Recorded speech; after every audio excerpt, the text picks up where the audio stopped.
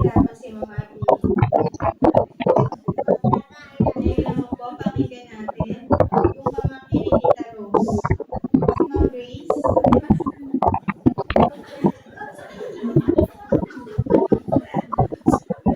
Sige po, kung ano masasabi natin kay Tita Rose. Any message? Yung masasabi ko natin. Last message na to, ma'am.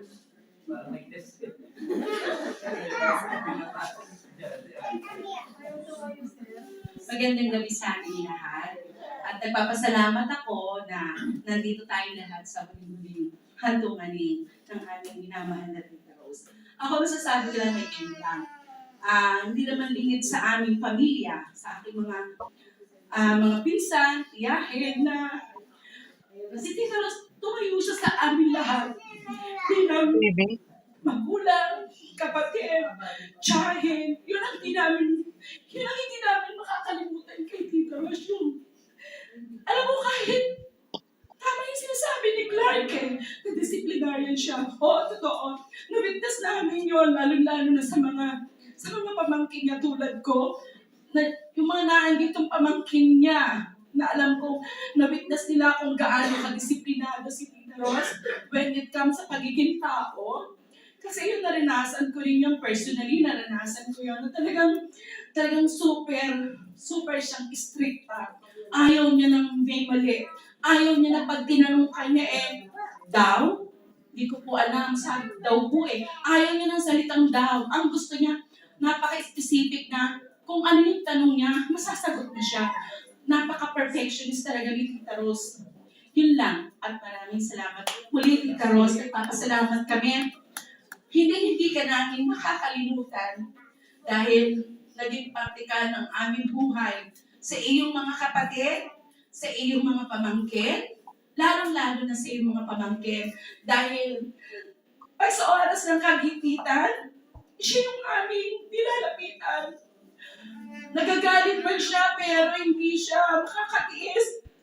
Hindi niya kayo mapagbibigyan. Kasi parang ang bigat-bigat sa kanya Kapag nangihingi ka ng tulong sa kanya at hindi mo maibigay, magagalit siya pero pagtalikod mo, bigla kang tatawagin. Magkano ba?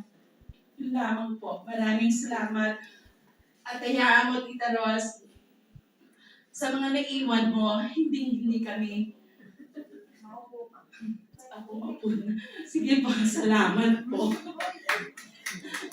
Thank you, Ma'am Tina and Ma'am Grace. Ngayon naman, tawagin po natin si Ma'am Tina. Kasama ni Miss Abby. Tina.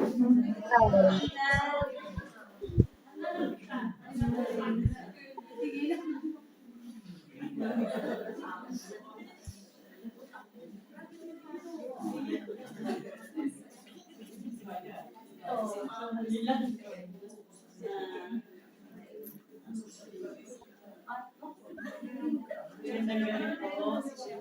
Masasabi ko lang na yung Boss Linda.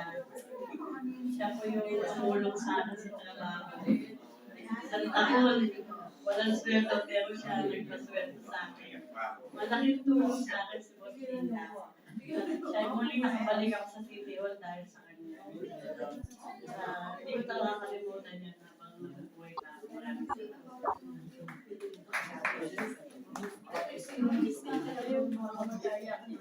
Iyak talaga tayo, ma'am.